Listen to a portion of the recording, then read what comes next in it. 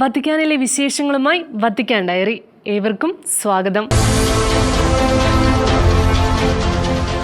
Chosen സീരീസിലെ ക്രിസ്തുവിന്റെ വേഷത്തിലൂടെ ശ്രദ്ധേയനായ നടൻ ജൊനാഥൻ റൂമിയും ലയോ 14 പാപ്പയും കണ്ടുമുട്ടി. ജൂൺ 25 ബുധനാഴ്ച പൊതുദർശന പരിപാടിയുടെ അവസാനത്തിലായിരുന്നു കൂടിക്കാഴ്ച നടന്നത്. പരസ്പരം പുഞ്ചിരിച്ചുകൊണ്ട് ഹസ്തദാനം ചെയ്യുന്ന ഇരുവരുടെയും ചിത്രങ്ങൾ വത്തിക്കാൻ പുറത്തുവിട്ടു. ജോനാഥൻ റൂമി പാപ്പയ്ക്ക് സമ്മാനവും നൽകി. ചോസൻ സീരീസിൽ വിവിധ കഥാപാത്രങ്ങളെ അവതരിപ്പിച്ച നടീനടന്മാരും കൂടെയുണ്ടായിരുന്നു. അളക്കാനാവാത്ത അംഗീകാരമാണ് എനിക്ക് ഇതുവഴിയെ ലഭിച്ചിരിക്കുന്നതെന്ന് കൂടിക്കാഴ്ചയെക്കുറിച്ച് റൂമി പ്രതികരിച്ചു. ലയോ 14 മാർപ്പാപ്പയായപ്പോൾ ഞാൻ കരഞ്ഞുപോയി. കാരണം എന്റെ ജീവിതത്തിൽ ഒരിക്കലും ഒരു അമേരിക്കക്കാരൻ മാർപ്പാപ്പയാകുമെന്ന് കരുതിയില്ല. ഞങ്ങളുടെ പ്രാദേശിക ഭാഷയിൽ അദ്ദേഹവുമായി സംസാരിക്കാൻ സാധിച്ചു. ഇതൊരിക്കലും സംഭവിക്കുമെന്ന് ഞാൻ കരുതിയില്ല. പാപ്പയുമായുള്ള കൂടിക്കാഴ്ചയ്ക്ക് മുൻപ് മാധ്യമപ്രവർത്തകരോട് സംസാരിച്ചപ്പോൾ ജോനാഥൻ റൂമി പറഞ്ഞു, അടുത്ത വർഷം പുറത്തിറക്കുന്ന ചോസൻ സീസൺ 6 ക്രിസ്തുവിന്റെ പീഡാസഹന രംഗങ്ങൾ ഷൂട്ട് ചെയ്യുന്നതിനും 5ാം സീസൺ എക്സ്ക്ലൂസീവ് പ്രീമിയറിനോടനുബന്ധിച്ചും ഇറ്റലിയിലെത്തിയപ്പോഴായിരുന്നു റൂമിയും സഹതാരങ്ങളും സംവിധായകൻ ഡല്ലാസ് ജെൻകിൻസും വത്തിക്കാനിൽ എത്തിയത്. വത്തിക്കാനിലെ ഫിലിമോടെക്ക തിയേറ്ററിൽ സീസൺ 5 4ാം എപ്പിസോഡിന്റെ പ്രദർശനവും നടന്നു. ദമാസ്കസിൽ കഴിഞ്ഞ ഞായറാഴ്ച ഇസ്ലാമിക് സ്റ്റേറ്റ് നടത്തിയ ഭീകരാക്രമണത്തെ അപലപിച്ചും മതപീഡനത്തിന്റെ ഇരകളായി കഴിയുന്ന ക്രൈസ്തവർക്ക് ഐക്യദാർഢ്യം പ്രഖ്യാപിച്ചും ലയോ മാർപ്പാപ്പ. ഹീനമായ ഭീകരാക്രമണം എന്നാണ് ഗ്രീക്ക് ഓർത്തഡോക്സ് കമ്മ്യൂണിറ്റിയിൽ നടന്ന ചാവേർ ആക്രമണത്തെ ബുധനാഴ്ചയിലെ പൊതുദർശന പരിപാടിയിൽ പാപ്പ വിശേഷിപ്പിച്ചത്.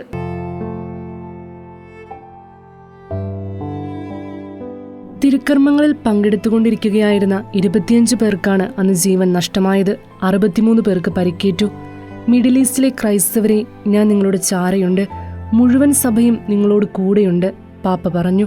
മരണമടഞ്ഞവർക്ക് ദൈവത്തിന്റെ കരുണ ലഭിക്കുന്നതിനു വേണ്ടിയും മരണമടഞ്ഞവരുടെ ബന്ധുക്കളുടെ മുറിവുകൾ ഉണങ്ങുന്നതിനു വേണ്ടിയും പാപ്പ പ്രാർത്ഥിച്ചു. ഈ രാജ്യത്തെ അവഗണിക്കരുത്. ഐക്യദാർഢ്യത്തിലൂടെയും സമാധാനത്തിലൂടെയും അനുരഞ്ജനത്തിലൂടെയും പ്രതിബദ്ധതയിലൂടെയും ഈ രാജ്യത്തിന് പിന്തുണ നൽകുക.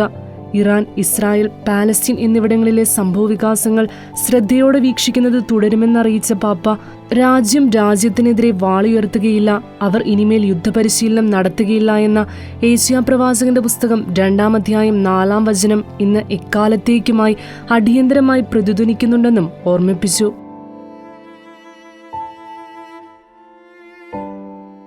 സെമിനാരി സ്നേഹത്തിന്റെ പാഠശാലയായിരിക്കണമെന്ന് ലയോ 14 പാപ്പ. 2025 വിശുദ്ധ വർഷത്തോടനുബന്ധിച്ച് വത്തിക്കാനിൽ നടന്ന മെത്രാന്മാരുടെയും വൈദികരുടെയും വൈദിക വിദ്യാർത്ഥികളുടെയും ജൂബിലി ആഘോഷത്തിൽ സംസാരിക്കുകയായിരുന്നു പാപ്പ. ക്രിസ്തു മനുഷ്യഹൃദയത്താൽ സ്നേഹിച്ചതുപോലെ വൈദികാർത്ഥികൾ ക്രിസ്തുവിന്റെ ഹൃദയത്താൽ സ്നേഹിക്കാൻ വിളിക്കപ്പെട്ടവരാണ്. ക്രിസ്തുവിന്റെ ഹൃദയം കൊണ്ട് സ്നേഹിക്കുകയെന്ന കല അഭ്യസിക്കുന്നതിന് അവനവന്റെ ആന്തരികതയിൽ പ്രവർത്തിക്കേണ്ടതുണ്ട്. ഈ ആന്തരികതയിലാണ് ദൈവസ്വരം കേൾക്കാൻ കഴിയുന്നത്, പാപ്പ പറഞ്ഞു. 5 ഭൂഖണ്ഡങ്ങളിൽ നിന്നായി മെത്രാന്മാരും വൈദികരും 6000-ഓളം സെമിനാരി വിദ്യാർത്ഥികളും ജൂൺ 23 മുതൽ 27 വരെ നടന്ന പ്രോഗ്രാമിൽ പങ്കെടുത്തു. വിശുദ്ധ കുർബാന, പ്രാർത്ഥന, കച്ചേരികൾ, ജൂബിലി തീർത്ഥാടനം, മതബോധനം, ലയോ മാർപ്പാപ്പയുമായുള്ള കൂടിക്കാഴ്ച എന്നിവയെല്ലാം ഇതിന്റെ ഭാഗമായി നടന്നു. ലോകത്തിന്റെ വിവിധ ഭാഗങ്ങളിൽ നിന്നുള്ള സെമിനാരി വിദ്യാർത്ഥികളുമായുള്ള ലയോ 14 പാപ്പയുടെ ആദ്യ കൂടിക്കാഴ്ചയായിരുന്നു ഇത്. വിശുദ്ധ ലോറൻസ് ബെസിലിക്കയിൽ ജൂൺ 26 രാത്രി 8:30 സമാധാനത്തിന് വേണ്ടിയുള്ള ജാഗരണ പ്രാർത്ഥന നടത്തി. റോം രൂപതയുടെ വികാരി ജനറലായ കർദിനാൾ ബെൽദസാരെ റിയീന പ്രാർത്ഥനകൾക്ക് നേതൃത്വം നൽകി. പ്രാർത്ഥനയിലൂടെ സമാധാനത്തിനായി പ്രവർത്തിക്കുക എന്ന ദൗത്യം നവീകരിക്കേണ്ടതിന്റെ അടിയന്തര ആവശ്യം റോം രൂപതയ്ക്ക് അനുഭവപ്പെടുന്നുണ്ടെന്ന് മാർപ്പാപ്പ ഇക്കഴിഞ്ഞ ഞായറാഴ്ചയിലെ മധ്യാഹ്ന പ്രാർത്ഥനയുടെ അവസരത്തിൽ ഓർമ്മിപ്പിച്ചിരുന്നു. ഇതിന്റെ അടിസ്ഥാനത്തിലാണ് സമാധാന ജാഗരണ പ്രാർത്ഥന നടത്തിയത്. സെന്റ് പീറ്റേഴ്സ് ബെസിലിക്കയിൽ ജൂൺ 27 തിരുഹൃദയ തിരുനാൾ ദിനത്തിൽ ദിവ്യബലിക്കിടയിൽ മലയാളിയും സുൽത്താൻപേട്ട് രൂപതാംഗമായ ഡീക്കൻ ആൻഡ്രൂ ഉൾപ്പെടെ 20 രാജ്യങ്ങളിൽ നിന്നുള്ള 32 ഡീക്കന്മാർക്ക് ലയോ 14 മാർപ്പാപ്പ വൈദിക പട്ടം നൽകി. ദൈവത്തെയും നിങ്ങളുടെ സഹോദരി സഹോദരന്മാരെയും സ്നേഹിക്കുക, അവർക്ക് നിങ്ങളെ തന്നെ വളരെ ഉദാരമായി സമർപ്പിക്കുക, ലയോ 14 പാപ്പ സന്ദേശത്തിൽ പറഞ്ഞു.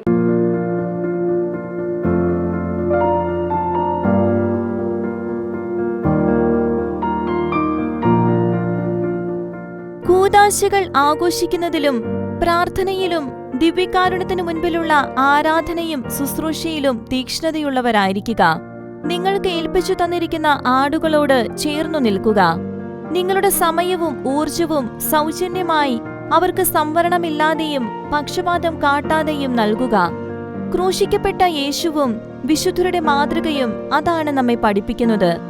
നൂറ്റാണ്ടുകളായി സഭയ്ക്ക് പുരോഹിത സാക്ഷ്യം നൽകുന്ന രക്തസാക്ഷികളും അക്ഷീണ പ്രയത്നത്തിലേർപ്പെട്ട അപ്പസ്തോലന്മാരും മിഷണറിമാരുമായ അക്ഷയ നിധികളിൽ നിന്ന്, അവരുടെ ജീവിതത്തിൽ നിന്ന്, ശുശ്രൂഷയിൽ നിന്ന് പാഠങ്ങൾ പഠിക്കണമെന്നും അവരുടെ പുണ്യങ്ങളെ അനുകരിക്കണമെന്നും ഓർമ്മിപ്പിച്ച പാപ്പ അവരുടെ മധ്യസ്ഥം തേടണമെന്നും പറഞ്ഞു. കർത്താവ് ഒരിക്കലും നമ്മെ കൈവിടുകയില്ലെന്ന അറിവിലാണ് നമ്മുടെ പ്രത്യാശ നിലകൊള്ളുന്നത്. അവിടുന്ന് എപ്പോഴും നമ്മുടെ ഭാഗത്തുണ്ട്. അതേസമയം തന്നെ അവിടുത്തോടൊപ്പം സഹകരിക്കാൻ വിളിക്കപ്പെട്ടിരിക്കുന്നവരുമാണ് നമ്മൾ. ദിവ്യകാരുണ്യം നമ്മുടെ ജീവിതത്തിന്റെ കേന്ദ്രമാണ്. കാരണം അത് ക്രൈസ്തവ ജീവിതത്തിന്റെ ഉറവിടവും ഉന്നതിയുമാണ്. മനുഷ്യവംശത്തിനു വേണ്ടി ചൊരിയപ്പെട്ട ക്രിസ്തുവിന്റെ സ്നേഹത്തിൽ ശ്രദ്ധ കേന്ദ്രീകരിക്കുന്ന അവിടുത്തെ തിരുഹൃദയത്തിന്റെ മഹത്വത്തെക്കുറിച്ചും പാപ്പ സംസാരിച്ചു. ലോകത്തിലെ ഏറ്റവും വലിയ ദേവാലയമായ സെന്റ് പീറ്റേഴ്സ് ബസിലിക്കയിൽ വിശുദ്ധ പത്രോസിന്റെ ശവകുടീരത്തിൽ പണിത അൾത്താരയ്ക്ക് മുൻപിൽ വിശുദ്ധരുടെ ലുത്തിനിയ പ്രാർത്ഥനകൾ ഉയരുമ്പോൾ ബസിലിക്കയുടെ മാർബിൾ തറയിൽ നവവൈദികർ കമിഴ്ന്നു കിടക്കുന്നതും മാർപ്പാപ്പ ഓരോ വൈദികരുടെയും ശിരസിൽ കൈകൾ വെച്ച് അഭിഷേകം നൽകുന്നതും വെള്ളവസ്ത്രം ധരിച്ച ആയിരക്കണക്കിന് വൈദികർ കരമുയർത്തി പ്രാർത്ഥിക്കുന്നതും അവിസ്മരണീയമായ കാഴ്ചയായിരുന്നു. നവവൈദികരെ ആലിംഗനം ചെയ്യുമ്പോൾ മാർപ്പാപ്പ വികാരഭരിതനായി കാണപ്പെട്ടു. Italy, Sri Lanka, Romania, Central African Republic, Cameroon, Angola, Vietnam, Ethiopia, Tanzania, Ghana, Nigeria, South Korea, Mexico, Uganda, Australia, Brazil, Croatia, Slovakia, Ukraine എന്നിവിടങ്ങളിൽ നിന്നുള്ള ഡീക്കന്മാരാണ് അഭിഷേകം ചെയ്യപ്പെട്ടത്. മെയ് 31 ലയോ മാർപ്പാപ്പ മുഖ്യ കാർമ്മികത്വം വഹിച്ച ആദ്യ തിരുപ്പട്ട സ്വീകരണ ചടങ്ങ് നടന്നത്. അന്ന് റോം രൂപതയ്ക്കായി 11 ഡീക്കന്മാർക്കാണ് തിരുപ്പട്ടം നൽകിയത്. ഇറ്റാലിയൻ വൈദികൻ ഫാദർ ഫ്രാൻസിസ്കോ ഇൽപോയ്ക്ക് വിശുദ്ധ നാടിന്റെയും സിയോൺ മലയുടെയും സംരക്ഷണ ചുമതല. ലയോ 14 പാപ്പയാണ് ഈ നിയമനം നടത്തിയത്. 9 വർഷമായി വിശുദ്ധ നാടിന്റെയും സിയോൺ മലയുടെയും ചുമതല വഹിച്ചിരുന്ന ഫാദർ ഫ്രാൻസിസ്കോ പാറ്റോണിക്ക് പകരമായിട്ടാണ് പുതിയ നിയമനം. വിശുദ്ധ നാടിന്റെ സംരക്ഷണം സംഘർഷങ്ങൾക്ക് നടുവിലും സമാധാന ദൗത്യം നിറവേറ്റാനും എളിമയുടെയും ആത്മീയമായ ധൈര്യത്തിന്റെയും ഇടം കണ്ടെത്താനും സഹായിക്കുമെന്ന് ഫ്രാൻസിസ് മാർപ്പാപ്പ അഭിപ്രായപ്പെട്ടിരുന്നു. ആധുനിക സമൂഹത്തിൽ എല്ലാവരെയും ബാധിച്ചിരിക്കുന്ന ഒന്നായ ജീവിത മടുപ്പിനെ യേശുവിന്റെ കൃപയാൽ നേരിടാൻ കഴിയണമെന്ന് ലയോ 14 പാപ്പ ജൂൺ 25 പൊതുദർശന പരിപാടിയിൽ സെന്റ് പീറ്റേഴ്സ് സ്ക്വയറിൽ ഒത്തുകൂടിയ വിശ്വാസികളോട് സംസാരിക്കുകയായിരുന്നു പാപ്പ.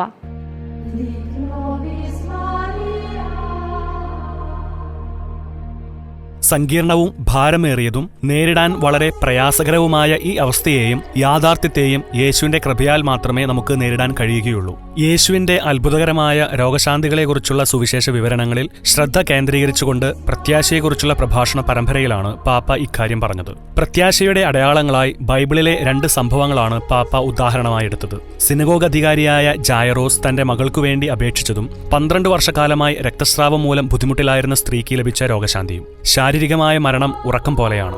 യഥാർത്ഥ മരണം എന്നത് ആത്മാവിന്റെ മരണമാണ്. അതിനെയാണ് നാം യഥാർത്ഥത്തിൽ ഭയക്കേണ്ടത്, പാപ്പ പറഞ്ഞു. യേശുവുമായി നമ്മൾ ബന്ധം സ്ഥാപിക്കുമ്പോഴാണ് അവിടുത്തെ കൃപ നമ്മിലേക്ക് പുറപ്പെടുന്നതെന്നും രക്തസ്രാവക്കാരിക്ക് ലഭിച്ച രോഗസൗഖ്യത്തെക്കുറിച്ച് പരാമർശിച്ചുകൊണ്ട് പാപ്പ പറഞ്ഞു. ജീവിതത്തിലെ പല അവസരങ്ങളിലും നമുക്ക് നിരാശതകളും നിരുത്സാഹപ്പെടുത്തലുകളും നേരിടേണ്ടി വന്നേക്കാം. അവയോരോന്നും മരണകരമായ അനുഭവങ്ങളുമാണ്. ഇത്തരം അവസരങ്ങളിൽ ജായറോസിനെ പോലെ രക്തസ്രാവക്കാരിയായ സ്ത്രീയെ പോലെ ക്രിസ്തുവിന്റെ അടുക്കിലേക്ക് പോവുക. അവിടത്തേക്ക് നമ്മെ സുഖപ്പെടുത്താനാകും, നമ്മെ പുനരുജ്ജീവിപ്പിക്കാനാകും. കാരണം അവിടുന്നാണ് നമ്മുടെ പ്രത്യാശ, പാപ്പ പറഞ്ഞു. ജൂൺ മാസത്തിലെ അവസാനത്തെ പൊതുദർശന പരിപാടിയായിരുന്നു 25 നടന്നത്. അടുത്ത മാസം മുതൽ വേനൽക്കാല അവധിയിലേക്ക് പ്രവേശിക്കുന്നതിനാൽ മാർപ്പാപ്പ പരമാവധി പ്രോഗ്രാമുകൾ കുറയ്ക്കുമെന്നാണ് കരുതപ്പെടുന്നത്.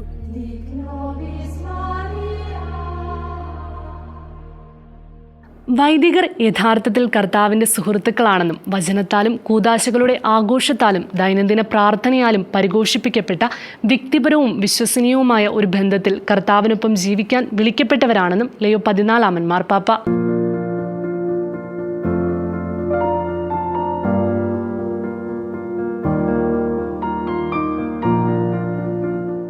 സെമിനാരികളുടെയും ബിഷപ്പുമാരുടെയും പുരോഹിതരുടെയും ജൂബിലിയുടെ ഭാഗമായി ജൂൺ 26 റോമിലെ ഓഡിറ്റോറിയം കൊൺസീലിയാസോണിൽ ആനന്ദം നിറഞ്ഞ വൈദികരെ, ഞാൻ നിങ്ങളെ സ്നേഹിതരെന്ന് വിളിച്ചിരിക്കുന്നു എന്ന ആപ്തവാക്യത്തിൽ നടന്ന അന്താരാഷ്ട്ര വൈദിക സമ്മേളനത്തിൽ സംസാരിക്കുകയായിരുന്നു മാർപ്പാപ്പ.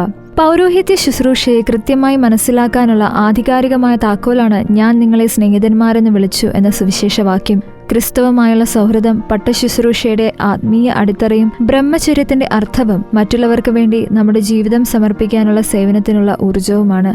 പരീക്ഷണങ്ങളുടെ സമയത്ത് അതിനെ അതിജീവിക്കാനും ദൈവവിളിയുടെ തുടക്കകാലത്ത് നാം നൽകിയ യെസ് എന്ന മറുപടിയെ ഓരോ ദിവസവും പുതുക്കാനും ക്രിസ്തുവുമായുള്ള ഈ സൗഹൃദം സഹായകരമാണ്. വൈദിക ജീവിതത്തിൽ സാഹോദര്യം പ്രധാനപ്പെട്ട ഘടകമാണ്. മെത്രാന്മാരും പുരോഹിതന്മാരും ഒറ്റപ്പെട്ട വ്യക്തികളോ എതിരാളികളോ ആകാതിരിക്കാൻ സഹായിക്കുന്നത് ഈ സാഹോദര്യമാണ്.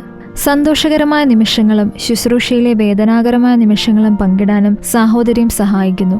ക്രിസ്തുവിന്റെ സുഹൃത്തുക്കളായ പുരോഹിതന്മാരെ രൂപപ്പെടുത്തുക എന്നതിനർത്ഥം സ്നേഹിക്കുന്നതിനും കേൾക്കുന്നതിനും പ്രാർത്ഥിക്കുന്നതിനും ഒരു സമൂഹമായി സേവിക്കുന്നതിനും പ്രാപ്തരായ മനുഷ്യരെ രൂപപ്പെടുത്തുക എന്നതാണ്. പലരും വിശ്വാസത്തിൽ നിന്ന് അകന്നുപോയതായി തോന്നുന്നുവെന്നുള്ള ആശങ്കയും പാപ്പ പങ്കുവച്ചു. അനന്തതയ്ക്കും രക്ഷയ്ക്കും വേണ്ടിയുള്ള ദാഹം എല്ലാവരുടെയും ഉള്ളിൽ, പ്രത്യേകിച്ച് യുവാക്കളുടെ ഉള്ളിലുണ്ടെങ്കിലും അവരെല്ലാം ദൈവസാന്നിധ്യത്തിന്റെ അഭാവം അനുഭവിക്കുന്നുണ്ടെന്നും പാപ്പ പറഞ്ഞു. വിശുദ്ധ യോഹന്നാന്റെ സുവിശേഷം 15 അധ്യായത്തിലെ 15 വാക്യമായ എന്നാൽ ഞാൻ നിങ്ങളെ സ്നേഹിതന്മാരെന്ന് വിളിച്ചു എന്ന വിഷയത്തിൽ നടത്തിയ സമ്മേളനം സംഘടിപ്പിച്ചത് വത്തിക്കാൻ ഡിക്കാസ്ട്രി ഫോർ ദ ക്ലർജിയാണ്. Vatican dicastery for the clergy prefect കർദിനാൾ ലസാരോ യു ഹുങ്ഷെക് ചടങ്ങിൽ പങ്കെടുത്തു. വിശുദ്ധ പത്രോസ് പൗലോസ് സ്ലീഹന്മാരുടെ തിരുനാൾ ദിനമായ ജൂൺ 29 രാവിലെ 9:30 അർപ്പിച്ച വിശുദ്ധ കുർബാന മധ്യേ ലയോ 14 പാപ്പ കോഴിക്കോട് അതിരൂപത അധ്യക്ഷൻ ഡോക്ടർ വർഗീസ് ചക്കാലക്കലിന് പാലിയം സമ്മാനിച്ചു. ഇദ്ദേഹത്തെ കൂടാതെ ഇന്ത്യയിൽ നിന്ന് ബോംബെ അതിരൂപതയുടെ archbishop John Rodrigues, Visakhapatnam അതിരൂപതയുടെ ആർച്ച് ബിഷപ്പ് ഉടുമല ബാല ഷോറേഡി എന്നിവർക്കും മാർപ്പാപ്പ പാലിയം നൽകി. ആകെ 54 പേർക്കാണ് പാലിയം നൽകിയത്. പാപ്പയുമായുള്ള കൂട്ടായ്മയുടെയും അജപാലന ശുശ്രൂഷയുടെയും അധികാര ഉത്തരവാദിത്വങ്ങളുടെയും സമാധാനവും ഐക്യവും ഉയർത്തിപ്പിടിക്കുവാനുള്ള പ്രതിബദ്ധതയുടെയും അടയാളമാണ് പാലിയം. ആട്ടിൻ രോമം കൊണ്ട് നിർമ്മിച്ചിരിക്കുന്ന പാലിയം ഇരു തോളുകളിലൂടെ കഴുത്തു ചുറ്റി നെഞ്ചിന്റെ മധ്യത്തിലൂടെ മുന്നോട്ടും പിന്നോട്ടും നീണ്ടു കിടക്കുന്ന വിധത്തിലാണ്. കുരിശുകളും അതിൽ രേഖപ്പെടുത്തിയിട്ടുണ്ട്. വിശ്വസിക്കുക എന്നതിനർത്ഥം എല്ലാ ഉത്തരങ്ങളും ഇതിനകം ലഭിച്ചു എന്നല്ല, മറിച്ച് ദൈവം നമ്മോടൊപ്പമുണ്ടെന്നും അവിടുത്തെ കൃപ നമുക്ക് നൽകുന്നുവെന്നും അവിടുത്തെ വാക്ക് അന്തിമമായിരിക്കുമെന്നും ജീവിതം മരണത്തിന്മേൽ വിജയിക്കുമെന്നും വിശ്വസിക്കുക എന്നതാണ്. വത്തിക്കാനിൽ തന്നെ സന്ദർശിക്കാനെത്തിയ യുക്രൈനിയൻ ഗ്രീക്ക് കത്തോലിക്ക പ്രതിനിധി സംഘത്തോട് സംസാരിക്കുകയായിരുന്നു മാർപ്പാപ്പ. ദൈവം നിങ്ങളുടെ ഓരോ കണ്ണുനീർത്തുള്ളിയും തുടക്കുകയും നിങ്ങളെ ഓരോരുത്തരെയും ആശ്വസിപ്പിക്കുകയും ചെയ്യും. ദൈവത്തിൽ ശരണപ്പെടുക, ക്രിസ്തുവിൽ കണ്ണുകൾ ഉറപ്പിക്കുക, പരിശുദ്ധ അമ്മയിൽ നിന്ന് പാഠം പഠിക്കുക. ജൂൺ 28 ശനിയാഴ്ചയാണ് ജൂബിലി വർഷം പ്രമാണിച്ച പ്രതിനിധി സംഘം വത്തിക്കാനിലെത്തിയത്. കൈവ് ഹാലിക്ക മേജർ ആർച്ച് ബിഷപ്പ് സിയാറ്റോസ് ലെഷവ് ചുക്ക്, മെത്രാന്മാർ, വൈദികർ, സന്യാസിനികൾ, അൽമായർ എന്നിവർ സംഘത്തിലുണ്ടായിരുന്നു. വിവേകശൂന്യമെന്നാണ് പാപ്പ യുദ്ധത്തെ വിശേഷിപ്പിച്ചത്. യുദ്ധത്തിൻ്റെ ഇരകളോടുള്ള തൻ്റെ ഐക്യദാർഢ്യവും സാമീപ്യവും പാപ്പ കൂടിക്കാഴ്ചയിൽ ആദ്യം തന്നെ വ്യക്തമാക്കി. വിശുദ്ധ പത്രോസിന്റെ കബറിടം സന്ദർശിച്ച് സംഘം പ്രാർത്ഥിച്ചു. യുദ്ധത്തിൽ പങ്കെടുത്ത പട്ടാളക്കാരുടെ അമ്മമാരെ പാപ്പ അഭിവാദ്യം ചെയ്യുകയും അവർക്ക് വേണ്ടി പ്രാർത്ഥിക്കുകയും ചെയ്തു. യേശു നമ്മെ വിശ്വസിക്കുന്നുണ്ടെങ്കിൽ അവൻ്റെ നാമത്തിൽ നമുക്കും പരസ്പരം വിശ്വസിക്കാമെന്ന് ലയോ 14 പാപ്പ. കത്തോലിക്ക സഭയിലെ ഐക്യം, ക്ഷമയും പരസ്പര വിശ്വാസവും വഴി പരിപോഷിപ്പിക്കപ്പെടുന്നുവെന്നും അദ്ദേഹം വ്യക്തമാക്കി.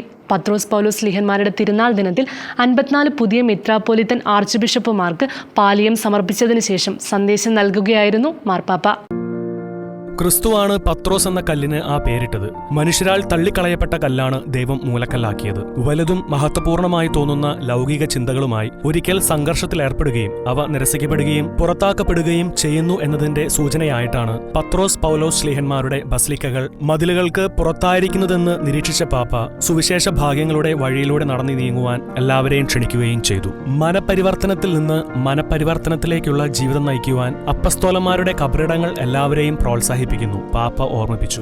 ആന്തരിക നവീകരണവും പുതിയ വെല്ലുവിളികളോട് പ്രതികരിക്കാനുള്ള സന്നദ്ധതയും അനുഭവിക്കാതെ പഴയ അജപാലന രീതികളുമായി മുന്നോട്ട് പോകുന്നതിന് എതിരായും പാപ്പ ആർച്ച് ബിഷപ്പുമാരെ ഓർമ്മിപ്പിച്ചു. പത്രോസ്ലീഹായും പൗലോസ്ലീഹായും വ്യത്യസ്തമായ ആശയങ്ങൾ പുലർത്തിയവരും വ്യത്യസ്തമായ വഴിയിലൂടെ സഞ്ചരിച്ചവരുമായിരുന്നു. ചിലപ്പോഴൊക്കെ സുവിശേഷപരമായ തുറന്നുപറച്ചിലോടെ ഇരുവരും പരസ്പരം വാദിക്കുക പോലും ചെയ്തിട്ടുണ്ട്. എന്നിട്ടും അതൊന്നും ആത്മാവിലുള്ള കൂട്ടായ്മയിൽ നിന്നും വൈവിധ്യത്തിൽ ഫലപ്രദമായ ഐക്യത്തിൽ നിന്നും അവരെ പിന്തിരിപ്പിച്ചിട്ടില്ല. മാർപ്പാപ്പ പറഞ്ഞു, സെൻട്രൽ ആഫ്രിക്കൻ റിപ്പബ്ലിക്കിലെ ബൻഗുയുയിലെ ബർത്തലോമി ബോൻഖാണ്ട സ്കൂളിൽ നടന്ന വൈദ്യുതി വിസ്ഫോടനത്തിൽ 29 കുട്ടികൾ മരിക്കുകയും 250ഓളം കുട്ടികൾക്ക് പരിക്ക് പറ്റുകയും ചെയ്ത ദാരുണ സംഭവത്തിൽ പാപ്പ അനുശോചനവും രേഖപ്പെടുത്തി. ത്രികാല ജപ പ്രാർത്ഥനയ്ക്ക് ശേഷം നൽകിയ സന്ദേശത്തിൽ പത്രോസിന്റെ കാശിലേക്ക് സംഭാവനകൾ നൽകിയ ലോകം മുഴുവനുമുള്ള വിശ്വാസികൾക്ക് മാർപ്പാപ്പ നന്ദി പറഞ്ഞു. പത്രോസിന്റെ പിൻഗാമി എന്ന നിലയിലുള്ള തന്റെ ആദ്യ ചുവടുകളെ ഈ സംഭാവനയിലൂടെ പിന്തുണച്ച എല്ലാവർക്കും പാപ്പ നന്ദി അറിയിച്ചു. വിശ്വാസം, പ്രത്യാശ, കാരുണ്യപ്രവൃത്തികൾ തുടങ്ങിയ ദൈവശാസ്ത്രപരമായ ഗുണങ്ങളുള്ളവരായിരിക്കണം മെത്രാന്മാരെന്ന് ലയോ 14 പാപ്പ. മെത്രാന്മാരുടെ ജൂബിലിയോടനുബന്ധിച്ച് ജൂൺ 25 സെന്റ് പീറ്റേഴ്സ് ബെസിലിക്കയിൽ നടന്ന സ്പിരിച്വൽ ആക്ടിവിറ്റിയുടെ അവസാന ഭാഗത്ത് പങ്കെടുത്ത് സന്ദേശം നൽകുകയായിരുന്നു പാപ്പ.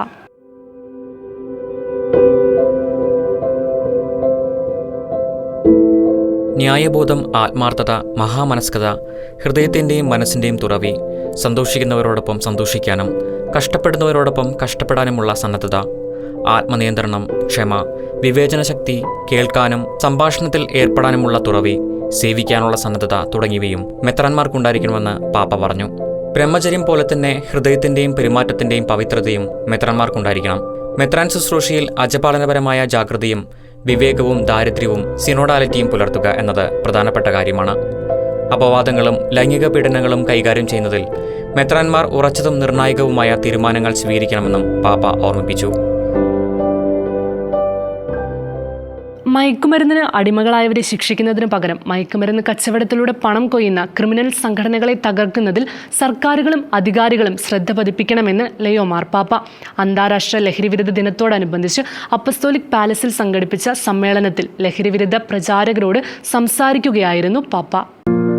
മയക്കുമരുന്നിന് അടിമകളായവർ ശിക്ഷിക്കപ്പെടുകയും എന്നാൽ ശക്തരായ കച്ചവടക്കാർ ശിക്ഷിക്കപ്പെടാതെ പോകുകയും ചെയ്യുന്നതിനെ പാപ്പ രൂക്ഷമായ ഭാഷയിൽ വിമർശിച്ചു.